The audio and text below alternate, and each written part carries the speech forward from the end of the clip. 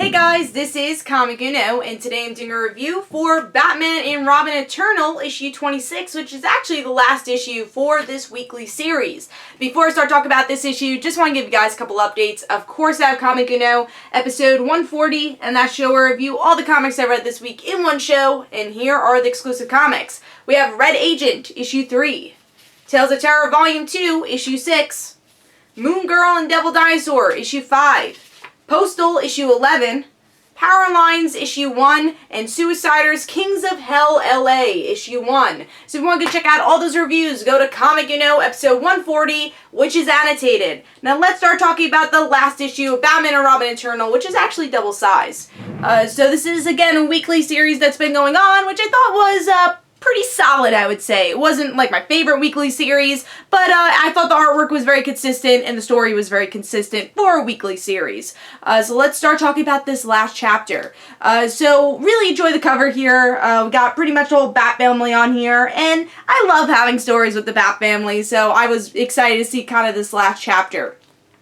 Now, interior artwork is pretty consistent, like I said, consistent throughout. You can tell there are different artists, especially towards the end, that you could tell there's definitely a different artist there. An example of that, like over here, you could tell there's more lines on the nose here. And some of the proportions on the face was a little odd. But overall, like I said, artwork is consistent. I like the coloring for the book too. Fits the tone of the style of story. And yeah, I think the artwork is really well done for a weekly series and how much you have to put into this issue because it was double-sized also. So let's start talking about the story.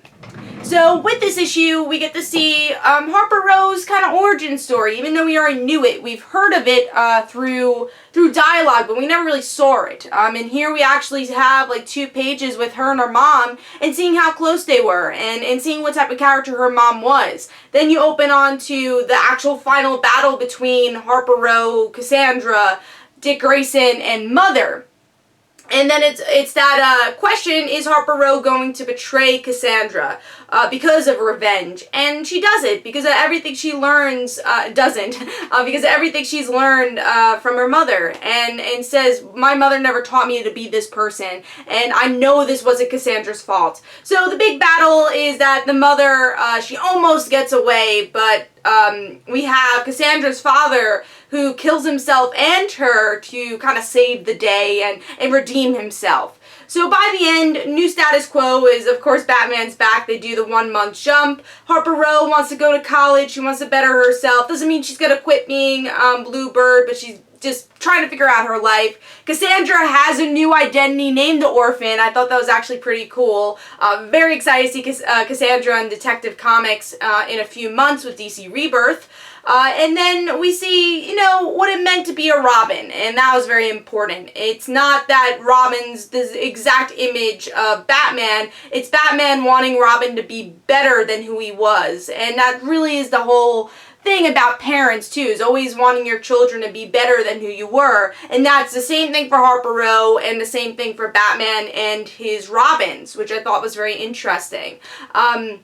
And yeah, you know, kind of, I will say happily ever after towards the end of the issue, where we get to see these new status quos. And I enjoyed the issue a lot. I thought, honestly, this was the best issue of Batman and Robin Eternal. It had a really good wrap-up. I hope we get to see Bluebird in the future. I think in Detective Comics we'll still see, like, Spoiler living with Harper, and that could be really interesting, because we rarely get to see retired heroes, so it'd be cool to see Harper understand, obviously, the superhero life, but still go to college and not be a superhero, but still kind of living in the superhero life because Stephanie's her roommate, and I hope they play with that in Detective Comics or in other Batman titles, because, again, we kind of rarely see that retired hero who knows stuff but doesn't really want to be a hero anymore. The last time I really saw that perfectly done was with Arrowette from the Young Justice series back in the 90s.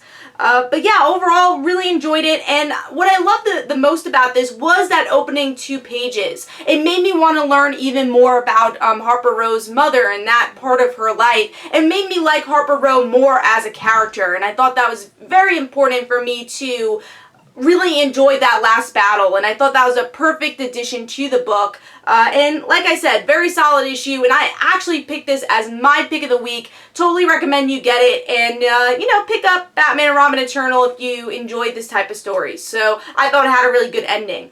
So hopefully you guys enjoyed. This is Comic Don't forget to follow me on Twitter. Don't forget to like my Facebook page. Also, description below, there are links for my comic book, Like Father, Like Daughter. And don't forget to like the Facebook page of Like Father, Like Daughter. I'll see you guys later.